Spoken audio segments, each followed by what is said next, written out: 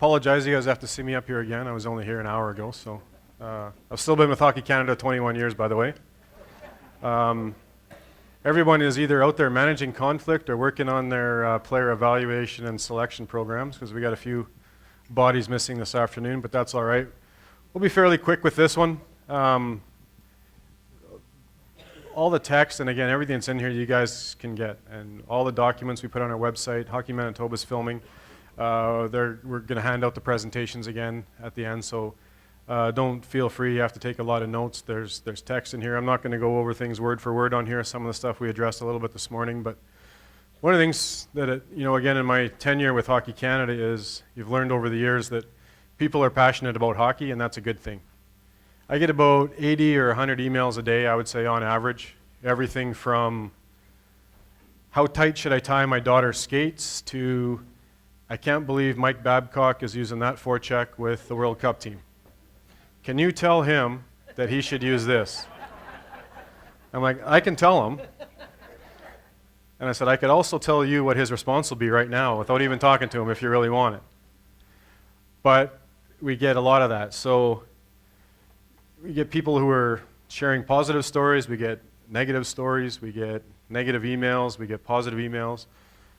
But it's interesting around when we have our World Junior team plays or our Women's Olympic team or Men's National team, and when we win international gold medals, I get emails from all the other countries about how we cheated, we paid off the refs, we got lucky, you name it. Doesn't matter that we happen to have Crosby and Tavares and McDavid and all these guys on the teams that might just have something to do with it.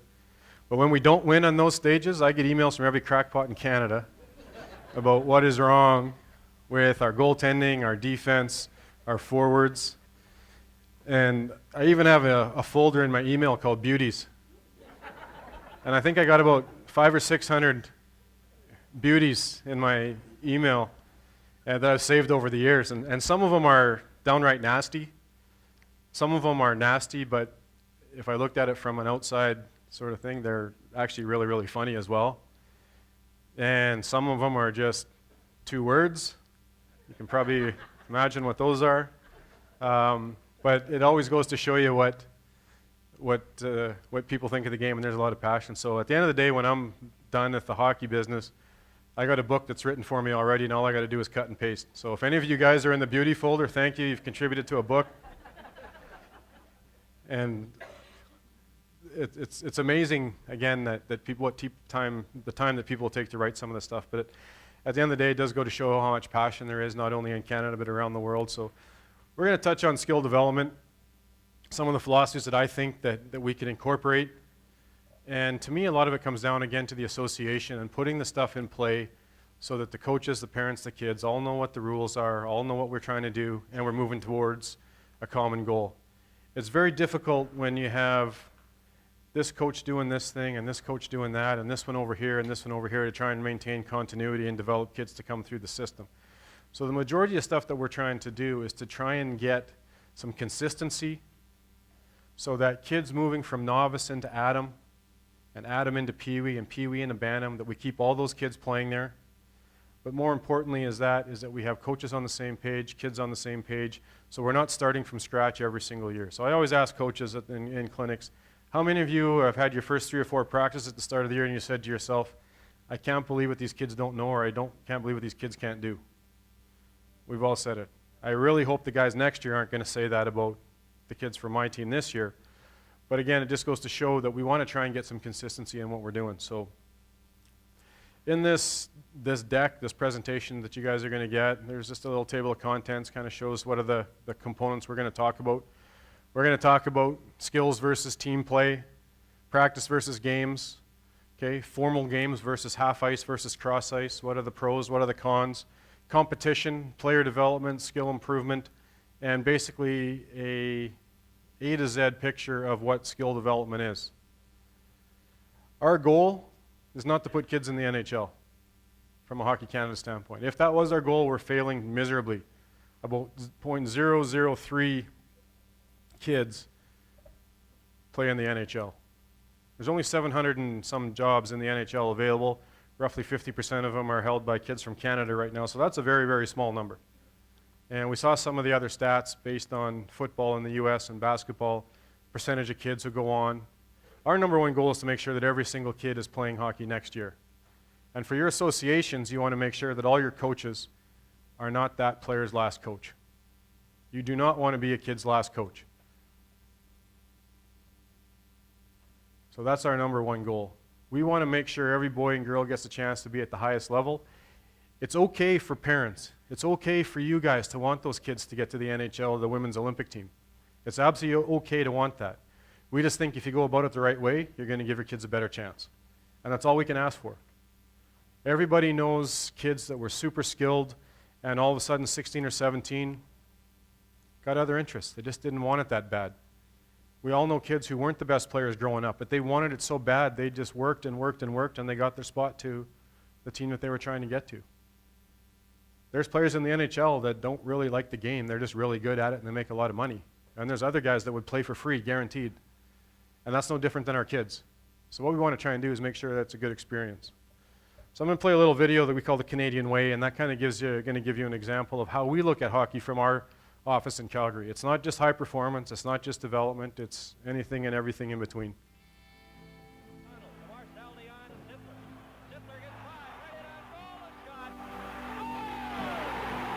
The Canadian Way. For more than 100 years, hockey has been our passion. Played on ponds and rinks from coast to coast. After school with your friends, Saturday night with your family. Hockey brings us closer together.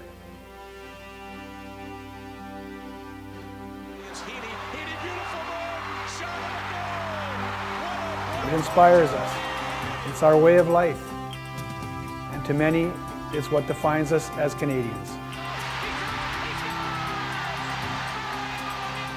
From the first time you hold a stick, in your driveway, or anywhere there is ice, the game is in your heart.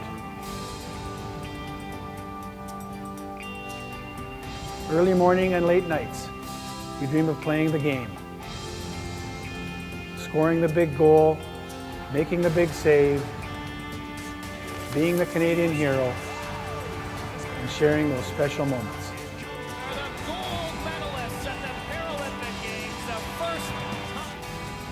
When you pull on the Canadian jersey, you join a special group. From Henderson to Crosby, no matter your age, no matter who you are part of our family, representing your country, your hometown, your family, your teammates, the people that protect us. You are representing every Canadian. When we step on the ice, our country stands as one. We don't play for the name on the back, we play for the one on the front. With this honor comes responsibility to carry on our tradition, to carry on the Canadian way, to do whatever it takes, to give everything you have, to sacrifice, to be relentless, to never give up. When you come face to face with adversity, embrace it. When our opponents push back harder, other countries will be united against us. And I know the whole world wants us to lose, except for Canada and Canada fans and our players, and we'll be there, we'll be standing.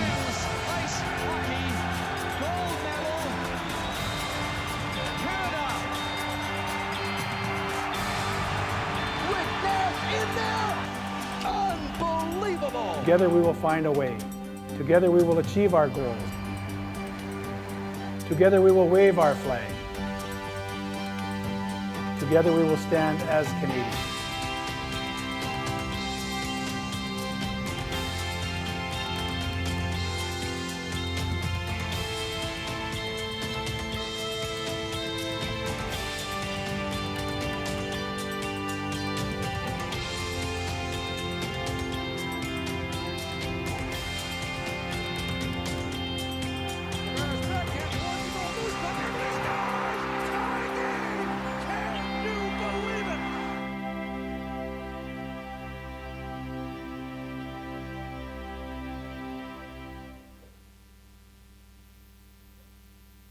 So there's a little clip of how we view hockey in our office.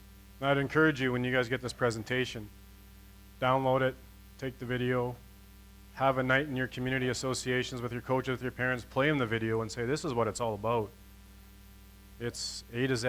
It's from the 5-year-old to the pro. It's from the old-timers, beer leaguers, to the sledge players and everything in between. Ultimately, that's what we want to get to. So we're going to talk about some of those things in a little bit more in depth, some seasonal structure. We talked a little bit about it this morning. Okay, skills versus team play, practice versus games, formal games versus half ice, competition, and some multi-sport. And we'll go from there. To me, for you guys in your associations, 2 things are very, very important. Number 1, you have to have a consistency in the coaching philosophy. We want to get as many coaches as we can working on the same things, trying to develop the same skills in the players. Everyone should be working on puck handling, skating, shooting, passing. And number 2, in what they're teaching. We need to have coaches who are somewhat on the same page, so we don't have one coach teaching backward skating this way and another coach teaching backward skating this way. We want to try and get everyone on the same page. Because what that's going to do for your association and for your coaches is it's actually going to allow you to get to systems and forechecks and power plays sooner when your kids have the fundamental skills. It's very, very hard every year when a coach comes back and you have to start over, and we have to start over, and you have to start over. So the more you get consistency amongst your coaches working on similar things at the younger ages, by the time you get through Adam and Pee Wee, everyone has a very good understanding of what these kids can do and what they can't. No different than in the school system. A grade 3 teacher has a curriculum they have to teach so that it prepares those kids for grade 4, 4 to 5, 5 to 6. It's the same concept.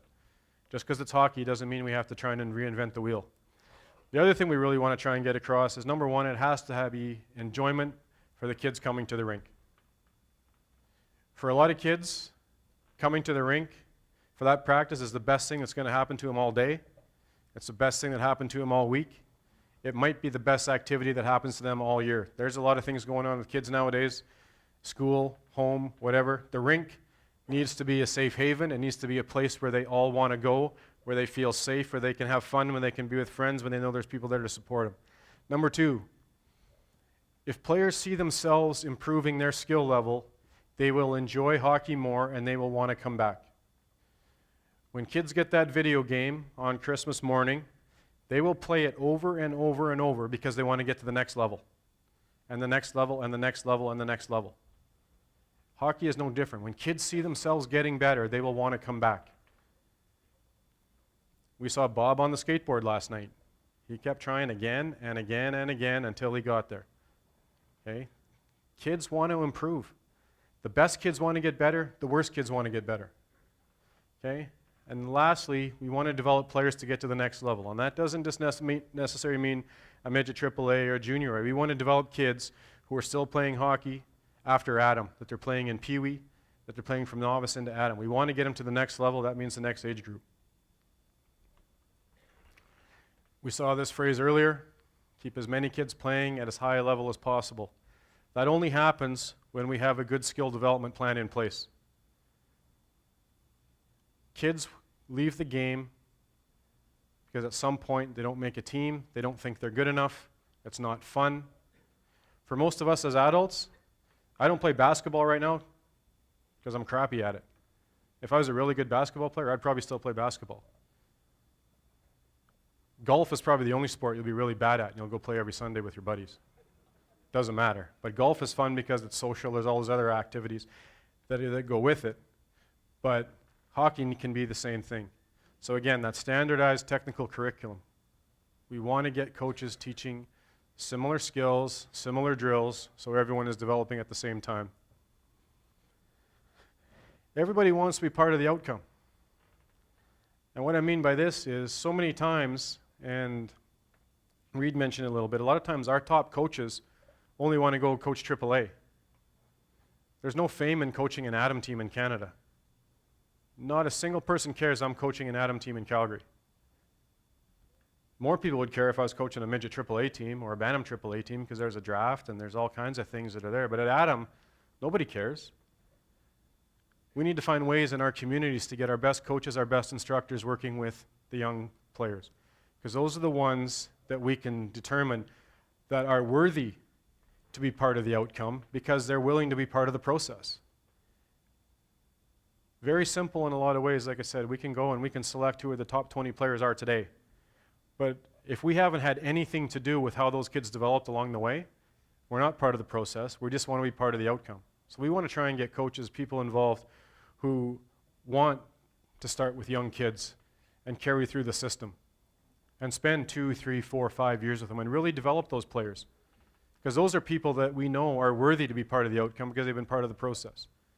So when we look at it, every single player is on the pathway to high performance.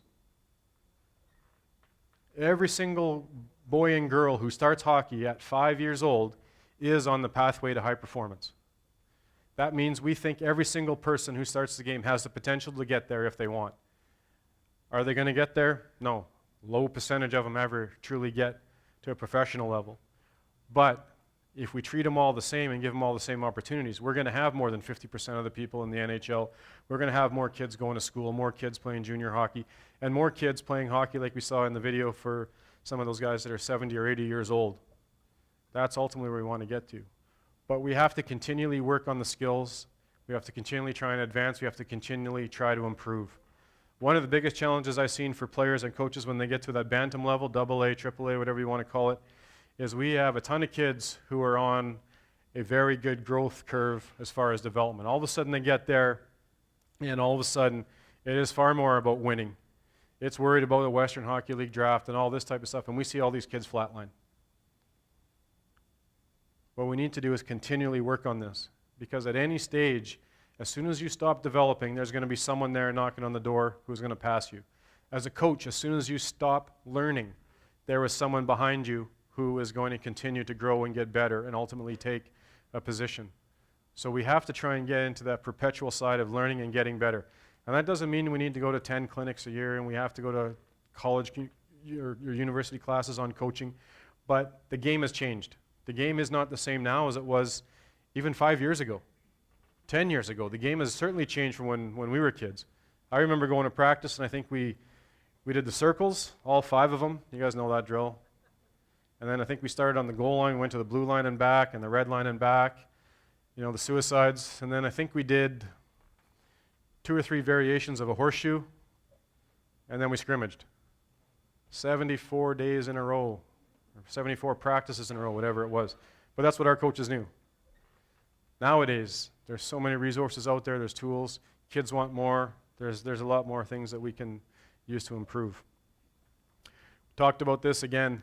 I cannot emphasize the importance of making sure every kid plays.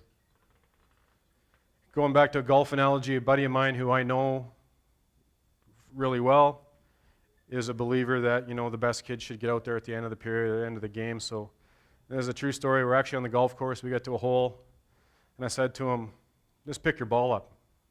He's like, what? I said, yeah, this is the hardest hole in the course, and you're not very good, so just pick it up. You're going to slow us down. Just ride the cart. And he's looking at me like not believing what I'm saying. And then I'm like, no, I'm serious. Like, just pick it up. You're going to slow us down. You're going to be in the bush. You're going to be in the water. It doesn't matter. We're like, and so by this point, he's getting really, really mad. And we kind of got around to the whole set. I said, like, look what you're doing on the golf course. This is how you treat the kids. This is how they feel. So again, we don't like it when it happens to us as adults. We have to make sure we don't do that to kids. Seasonal structure. John Herdman, former coach of our women's national soccer team, moved over to the men's side now. If you want more quality cream, you need more quality cows. We need to do more to develop more players. And guess what? It's okay if small town A is really excited about beating small town B. And it's okay if small town B wants to beat small town C. It doesn't matter. But at the end of the day, ultimately, if we want to have success, and success can be winning games, it's always a result of the process of what you're doing development-wise to develop your players. So the better job we do at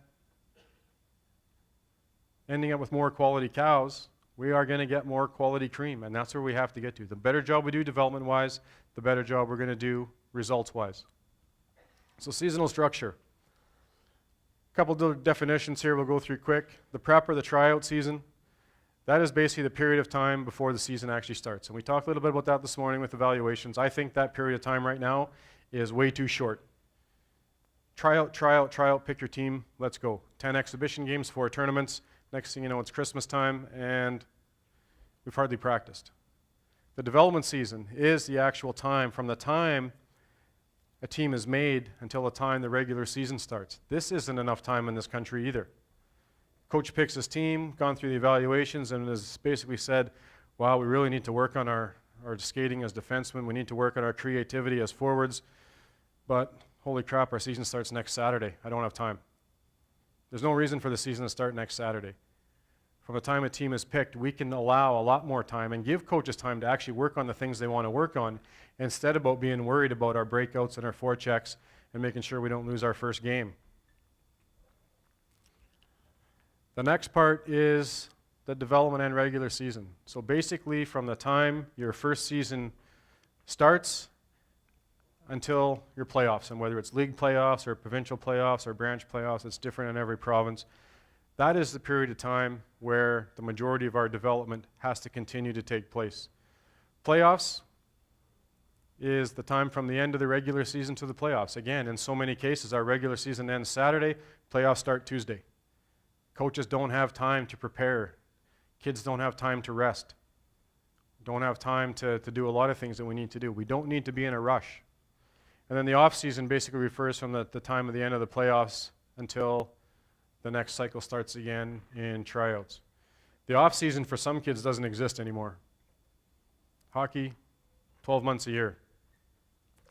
Many of you have seen the Sport Nova Scotia ad. They talk about hockey season, spring hockey, summer hockey, hockey, and hockey is twice the hockey but no school because kids are so involved in that stuff nowadays, traveling all over.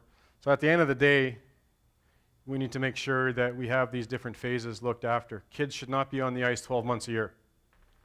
There's an epidemic right now in overuse injuries, in chronic groin problems, in sports hernias, in hip problems because kids are on the ice too much doing the exact same movements over and over and over. They are not playing enough other sports. There is not enough rest. And you know, we're going to have parents who will say, yeah, but my son or daughter just loves hockey. They want to be on the ice, 7 days a week. Yeah, you know what? They love Cheerios too, but you don't give them Cheerios every day for lunch, for supper, for breakfast. At some point, as adults, we need to recognize there needs to be a balance. There has to be a balance to it. I think in those communities where you have multiple teams, and then again, this comes down to what we talked about a little bit this morning. Do you balance your teams? Do you have an A team and a B team? It's going to come down to numbers. There are a lot of kids that love to just play hockey recreationally. We need to find opportunities for them to do that. Come to the rink, practice once a week, play with their buddies, go home. Beer league without the beer. Then we also need the competitive programs for those kids or families who want to do more. Currently, in a lot of places, you don't have an option. If you sign up for hockey, it means this. 5 days a week, we're traveling here, we're going to this tournament, we're going there. That's your only option. Some people do not want that. But if they had an opportunity where I can come to the rink once a week and practice, I can play with my friends, and I can still do other activities, or families who can't put the time commitment in or even the money, we need to make sure that those options are there. So there should be a seasonal structure for a competitive and a recreational stream. Both are important. Talked about the different phases. I think there should be a break in the season, and not just at Christmas. There is absolutely nothing wrong with playing hockey, especially if you're starting in September and October. Middle of September, guess what? Here's a week off. Get out of the rink. Families get to go on a holiday, go skiing, do something else. Kids are not going to forget how to skate all of a sudden because they have 1 week off. It'll help the coaches refresh. It'll help parents refresh. It'll actually look at giving kids a chance to get a break and to recover, maybe catch up on homework, do whatever else they need to do. I also think there should be a break in the second half of the season. The NHL does it now, and it was because the players said, we cannot continue to be on the ice 27, 28 days every single month. We're tired. We need to recover. So even the NHL now has mandated a minimum number of days off in a month, and every team gets a 6-day break at some point in the middle of the season. They're starting to recognize that too much is too much. There needs to be balance, there needs to be breaks, there needs to be rest, there needs to be recovery. So for your associations where you have coaches who are out there and they're trying to say, we're going to 4 tournaments before Christmas, we're going to practice 6 days a week, we're doing 4 dry land, you need to put a stop to it. Those kids are done as soon as Christmas time comes around. More and more is not better. Rest and recovery and rejuvenation is going to play a bigger role than what people think. You cannot just go on the ice every single day and think you're only going to get better from that. The next point drives me crazy is playoff structures like the NHL. Round after round after round after round. That's why our seasons are done in February, because our first round of playoffs gets done, then our second round, then our third round, then our fourth round. Every time you have a round of playoffs, 50% of the teams are eliminated. So we see, and I'm not sure what it's like in Manitoba, but other provinces where they have provincial tournaments or playoffs, in Adam, your regular season is done February 10th because now you have playoffs. 50% of those teams are done by February 20th. Well, it's winter still in most places in the country. So what do those kids do? Now we have spring hockey starting because kids aren't ready to be done. They'll play spring hockey, but spring hockey actually carries into June.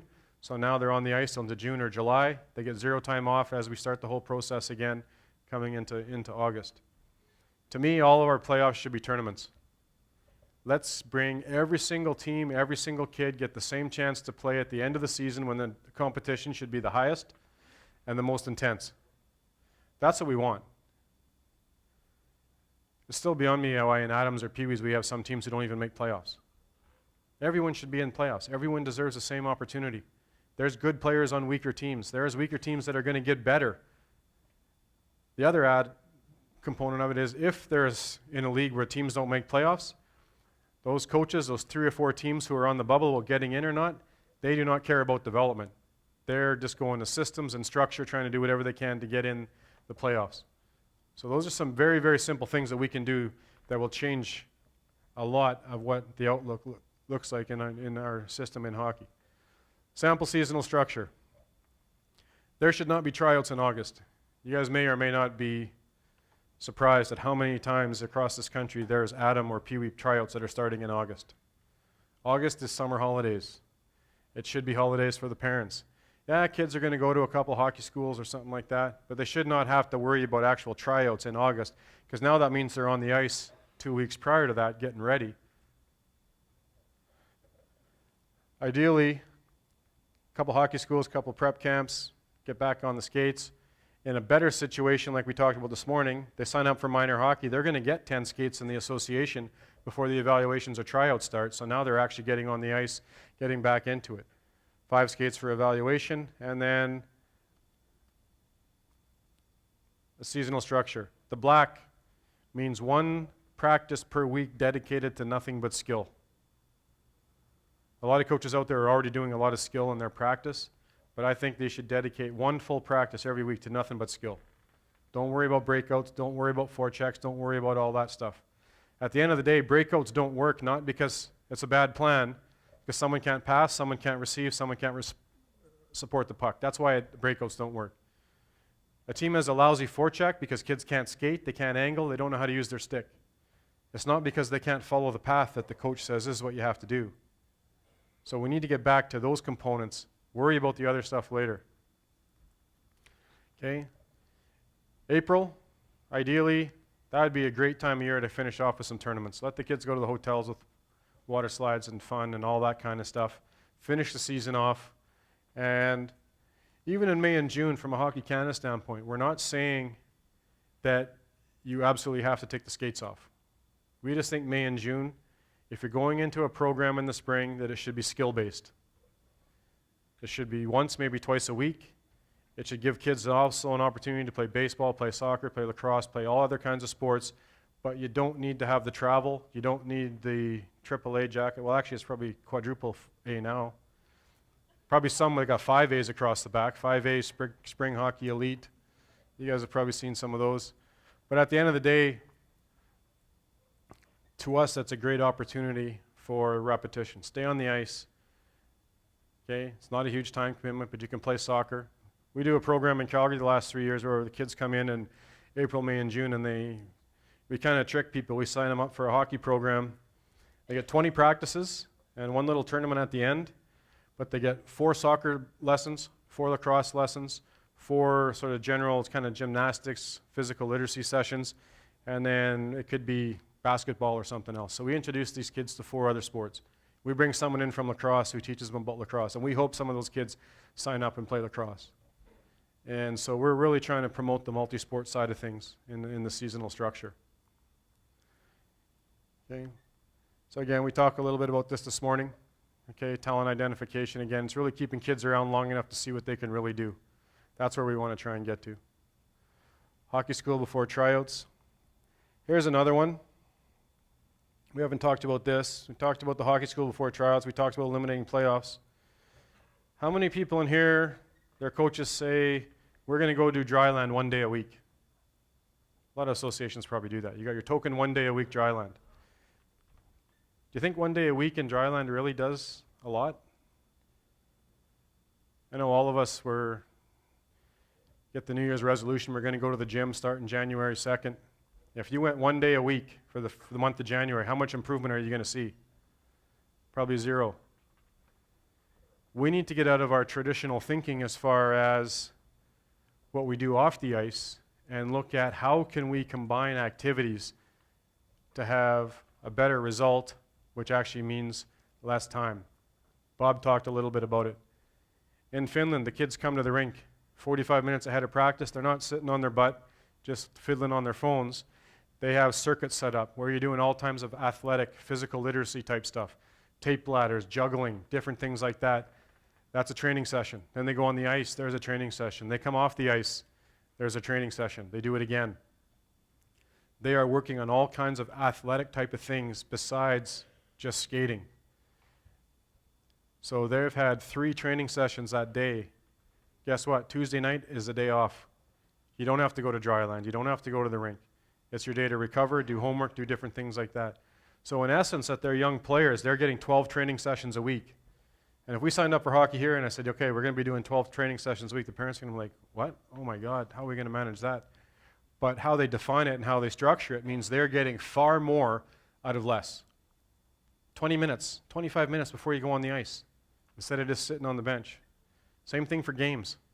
A lot of teams will do some sort of warm before game, but when they actually get the practice, they're not doing anything. And I know sometimes practices, you're coming in hot right out of school and you're getting there 10 minutes before, but there are some of the kids that are sitting there for 45 minutes as well doing nothing. So, interesting concept that I'd like to see a lot more associations do. 20 minutes before practice, 20 minutes after. Kids don't get nearly enough activity during the day anymore like we used to do in school. Okay. Said most teams will do warm-ups before games. Kids put on their tracksuit, go around the parking lot, avoid a couple buses and cars, and that's about it. They come back. They're not really warmed up. Physical literacy is the term now in all sports. We're trying to get kids to be physically literate. They can run, they can jump, they can throw, they can catch. When we have kids that can do those things, they will end up being good at any sport, any activity that they want to do. And more importantly, we can actually eliminate a day, give it back to the family.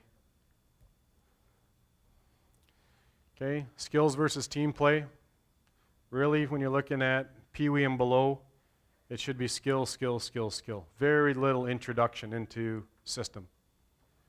And this is something in association you can talk to your coaches about. You guys are at the rink, you see the coach who's trying to work on his forecheck 40 times in a season, and they're never working on skating or angling or stick position. Or they're working on their breakouts over and over and over, but they're not actually physically working on skating, on passing, on receiving, on angling. So at the end of the day, we have too many teams that are rushing into team play and not developing the skill. When you develop the skill in the kids, they will be able to play any system that you want later on. They'll be able to perform any forecheck, any breakout, any power play. Okay? The more advanced the team is, the sooner coaches think, all right, we can get more into forechecks, we can get more into systems. And that's actually a fallacy. The more advanced the team is, the more we should be looking at backhand saucer passes, the more we should be looking at creative scoring moves, creative one-on-ones, deceptive puck control, advanced agility. The better the kids are, this is the more we should be working on it. But it actually happens the opposite in our country. The better the kids are, the more we go to system. And this stuff stops happening. And that's a major difference between North America and European systems, not only in hockey, but in soccer and other aspects as well. We think because we can recruit all these top kids into one area or into one team, that now we can, because they're all good, we can do this, this, this, and this. But instead, we're not working on the advanced skills. We're not advancing their skill level. Dr. Murray Smith, there is no use teaching team play until the kids have reasonable mastery of skating, passing, and puck control. Do not let your coaches take the shortcut. Do not let them just talk X's and O's. Let them talk about skill. And an association, you guys can put this stuff in place. Again, get all the coaches on board. More skill, less system. We will develop more players. A lot of you have probably seen the stats. One effective practice will give the players more skill than 11 games put together. We practice in this country, but in many cases we still play too much. Your average player has a puck on their stick in a game 11 to 15 seconds. Average player gets 1 or 2 shots on net in a game. In practice, they can have the puck on their stick 30, 40, 45 minutes. They can take 30 or 40, 50 shots on game on the net. That's where they're going to get better. So we really need to look at doing this type of stuff. Practice the game ratios. So at the end of the day, when we look at our seasonal structures and the things we put out there, we're not necessarily looking at taking games away. Yeah, we don't think kids should be playing 80 games a year and practicing 40 times, but it's more about when those practices happen. Front load the season with practice, back load the season with games and tournaments. That's where you will get the best result. But many times we're the opposite. Coach gets their team, they get their ice time, all perfect. I'm going to go book 8 exhibition games, we got all these tournaments, and they're not practicing. At the end of the day, they're not doing the best thing developmental-wise for the kids. Practice, practice, practice, play. Practice, practice, play. Practice, play, practice, play, play, play. We should be developing a continuum where the end of the season is more games, more structure, and that type of thing. Again, practice versus games, this is where we get better, is in practice. We need to find ways to put more practice time in play. And someone's going to say, well, you know, we don't have the ice. Well, there's a lot of things you can do. We can put 2 teams on the ice, 3 teams on the ice if you're doing those 1 day a week pure skill sessions. There's no reason whatsoever you can't put 40 or 50 kids on the ice doing multiple skills. NHL teams put regularly 30 players on the ice in practice. Okay. In Manitoba here, you guys are very, very lucky in the group of individuals you have, like Bob Caldwell. We have Riley Dudar in the room, Ryan Hutton. These are guys who have taken a lot of the skills coach certification stuff from us. Any one of these guys can tell you how to put together a very, very effective practice with 30, 40, 50 kids on the ice doing skills where everyone is touching the puck, everyone is being kept busy. It's a matter of saying, how can we make this happen instead of 5 reasons why it won't happen. Okay, again, formal games versus half ice or cross ice. Again, from a Hockey Canada standpoint, we looked at it a couple of years ago and we said 5 and 6-year-olds full ice, absolutely ridiculous. We've recommended it for 35 years since the initiation program started, but we got to a point where it just wasn't happening, so it became a mandate. You're only going cross ice with initiation. Then we got into novice. And again, rationale and education. 7 and 8-year-olds do not need full ice to develop. People are going to say, well, if they can't skate the full ice, they can't skate as fast. Well, all the studies that are out there will show you that your average 8-year-old can get up to full speed in 65 feet. How wide is a normal rink? 85 feet wide. Kids at that age will get up to full speed long before they even get across the ice, never mind full. More kids on the ice, more puck touches, more shots, all those things come into play. And again, when you talked about Barry Trotz and his message saying that all the NHL teams are using small area because that's what they have to do at the highest level now, because the game is so condensed and it happens so fast. We've done the studies on games where in a 60-minute NHL game, the puck spends 52 minutes blue line in defensively or blue line in offensively. So that means only 8 minutes out of 60 where the puck is in the neutral zone. It makes no sense why we are doing flow drill after flow drill after flow drill with young kids. What we need to be doing is working on the small area, skating, passing, decision making. As we said in the video the other night, acceleration is the most important skating skill. The ability for me to get from here to the podium for a loose puck is far more important as how long it takes me to get from here to the other end of the ice. And so the way that the game is being played right now is slowly going to start to translate down into minor hockey, where it is far more splits, where D are doing something at one end, forwards in the other, multiple teams on the ice, working on the skill that's going to make our players better. That's where the game is going. And hockey is a copycat sport. People start doing something at the NHL, all the NHL teams do it. Then the American League, then junior, then midget, then bantam, and we're going to get right down to it. Okay? Competition. Competition is good. It is okay for kids to want to compete. We want kids to compete. But it has to be about development and the process, not the outcome of winning.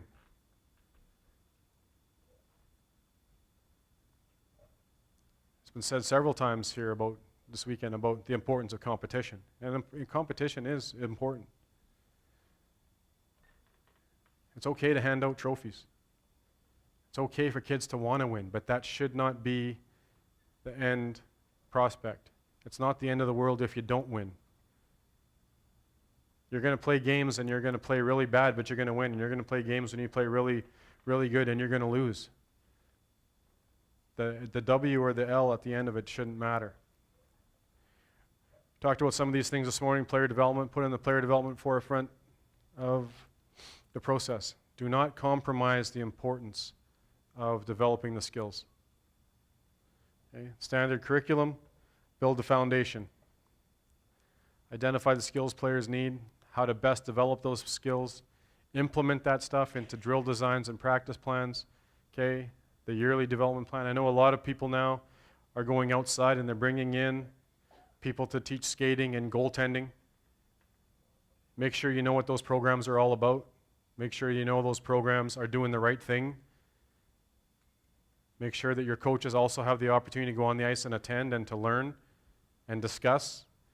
A few years ago, a Pee Wee team I was coaching, the two goalies were going to outside goalie instruction, so I called the goaltending program and say, hey, just wondering if you can let me know what you're doing. Yeah, I can't really do that. It's kind of, we don't really share that type of stuff. We don't want people to steal it and this and that. And I'm like, well, in this phone call, if you can't tell me everything you're doing in goaltending in one phone call, it can't be very good. But we need people to share. We need people to go out and make sure that you're doing good things skating-wise. Okay? Player development, it doesn't have to be difficult. It's just a matter, again, from association putting a plan together. Start with your coaches. What are the things we need to work on? What are the common drills we should all be doing? How do we get buy-in? Okay? And these are the same questions we looked at this morning. Where are they? What do they need to improve? Where do they need to get to? Very, very easy questions for a group of coaches in the association to answer. Okay, repetition. Okay, again, can't play in the orchestra unless you learn how to play the violin first. We need to incorporate the same things in hockey. Master the individual skills before going into tactics. So don't work on just D-specific skills until they can actually skate backwards and they can do all the skills before we get into something specific with D. Okay? There's a lot of skills to teach in minor hockey. It's not a race. It's going to be a marathon. Some of the teaching progressions, I think they're important to look at. Okay? Yes, technique, practice, FIO, figure it out. Make sure your coaches are giving kids a chance to figure things out instead of just telling them what to do every step of the way. We can't constantly be in drills saying, do this, don't do that, stop, wait, hold it. We need to give kids a chance to figure it out. The skateboard analogy is a great one. Let them figure it out. They will figure it out over time. Kids are inherently creative. They will figure things out.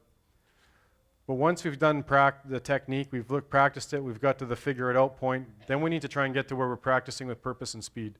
This is a process that's in all of our coaching clinics that we really promote for coaches to follow. Once you've done the skill, now we have to be able to do that skill with purpose and with speed. So we're not doing the skill just to do the skill. Okay? And then finally, there has to be a game application. We want to make sure that everything we're doing ties into what we're doing in a game. So for technique, repetition, we want kids to ultimately lead to mastery. So they can do the skill without having to think about it. That's when we know we've got there. Practice at a speed so players can learn. We don't need 100 miles an hour right away. Let them learn the skill at their pace so they can actually take it and use it and be successful. Again, to figure it out. If they're worried about making a mistake, they're never going to reach their potential. And that's no different than any of us in our daily jobs. If you're sitting at your desk and you got someone looking over your shoulder while you're typing, I'll guarantee you're making way more mistakes while you're typing doing that than if someone wasn't standing there. Again, with the kids, let them make the mistakes. Encourage. They're going to learn from it. That's how they're going to get better. It's all part of the skill development. A lot of times we need to encourage our coaches, create or set up the drill, and then let the players decide the pattern. So it doesn't matter if they go left or right. Let them to decide. But as long as we're telling them what to do all the time, it's not a creative drill anymore. Purpose and speed. We want them to be able to take the technique and apply it to situations that require game-like speed. So we practice like we play. If teams are constantly going offside in practice, I'll guarantee they're going offside in games. If teams are constantly not making and receiving passes in practice, they are not making and receiving passes in games. So we need to get to the point where our practice can ultimately mimic what we're trying to do in a game, and we want it to be done at game speed. And finally, the game application. Much different now, today. When I was a kid, if the coach said, I want you guys to skate to as hard as you can on the other end and hit the boards, no one even questioned why. Okay, we'll just do it. Nowadays, it's, well, why are we doing this? How is this going to make me better? And girls are even more so. Did my friend's team do this drill last night? Is my other friend's team going to do this tomorrow? They're way more thoughtful into what they're trying to do. So it has to apply to a game. And at the end of the day, I think if a skill happens in a game, it's something we should practice. Get the volume JC, here what on are your this one. swing thoughts as you're swinging? What are the secrets? What are the secrets of golf that pros know? Well, I heard this one time, and I remembered it, and it's really, if you'd write this down, it really helped. What I try to do, I try to flat load my feet so I can snap load my power package. That way I can amplify both lag and drag pressure through impact fix. As long as my number 2 power accumulator doesn't break down, I can reach maximum centripetal force with minimum pivotal resistance. You see, the pivot is the utilization of multiple centers to produce a circular motion for generating centrifugal force on an adjusted plane, plus the maintenance and balance necessary to promote the 2-line delivery path. See, golf is geometrically oriented linear force. It involves a physical and muscular thrust and the geometry of the circle. You can divide the golf swing into 24 basic components, each having between 12 and 15 variations. Now, when you think of all this and you get it all set, hopefully you'll hit shots like this.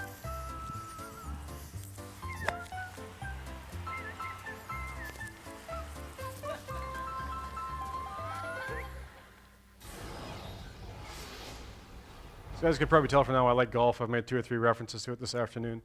But there's a good example of, you know what, if you're bringing people in, if you're doing instruction, it does not have to be complicated. Make it simple. I don't know what a number 2 power accumulator is, what he referred to there, but I think I need to make it better anyway. But at the end of the day, that's what we want to get to. Okay? Making sure kids have fun. It doesn't have to be complicated. It's just a matter of putting a bit of a plan together. And in a lot of cases, it's going to be mentorship and helping people coming through so you have succession plans in minor hockey. I know and I understand that sometimes there's a lot of turnover. You might have people there for a year or 2 and then they're gone, but by putting the plans in place is what's going to do is give you a better pathway to make sure that there's continuation. Just for the sake of time here, you all saw the video of Barry Trotz talking about the importance of small area games and small area skills. I think it's hugely important. The yearly plan. Skill development doesn't have to be complicated, but when you can put a yearly plan together, again, a lot of the resources and everything you're going to get and links to resources on our website. We have all the Adam skills, all the Pee Wee skills, what you should be doing month by month, what should be the focus. And that doesn't mean that coaches don't have the ability or opportunity to add in some of their own things, but it puts a plan in place. Okay, we have Todd McCullen just talking about, again, at the end of the day, the car ride home. The number one thing, the most important thing is that young boy or girl is wanting to come back to the rink. If that happens, you've done your job. The coach has done their job, the association has done their job, the parents have done their job. Okay, we'll just skip past a couple of these things here. This is a little clip from a movie. You guys might remember this one. So before you can even think about any real driving, Make sure we're passing the torch and we're doing it well. That's what this clip is all about, mentorship.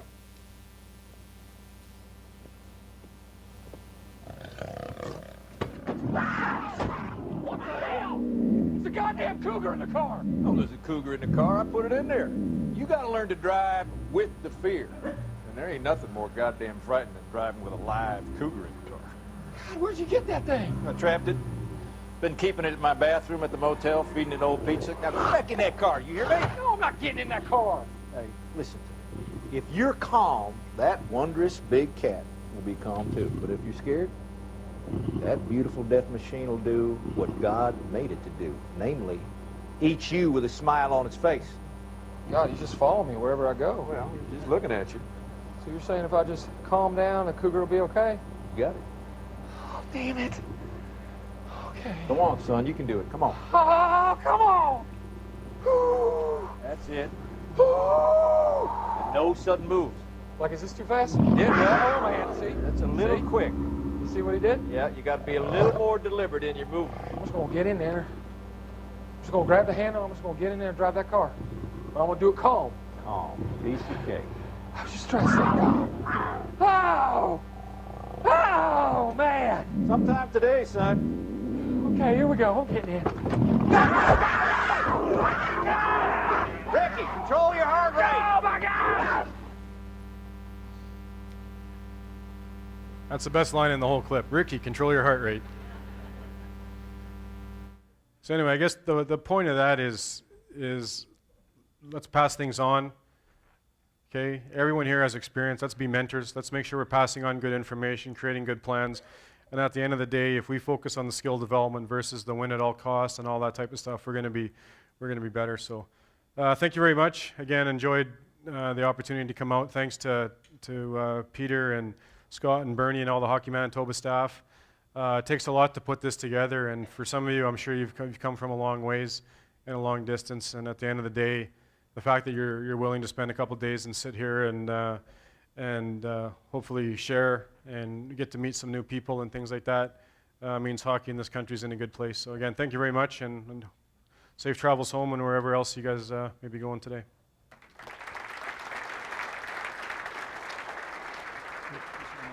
Thanks, Bill. Thanks very much, Corey, on behalf of Hockey Manitoba for coming and sharing with us this weekend. And it's great to see people like Corey that work in the Hockey Canada office that are very, very dedicated to grassroots hockey. And you know, there's a lot of really sexy stuff, I guess, in Hockey Canada and Hockey Manitoba to do with the elite teams. But a lot of the work that they actually do is grassroots stuff, and to hear Corey tell us what his job is involved in, it's just great for us to share. So thanks again, and safe travels home, Corey. Thanks, Bill. Appreciate it.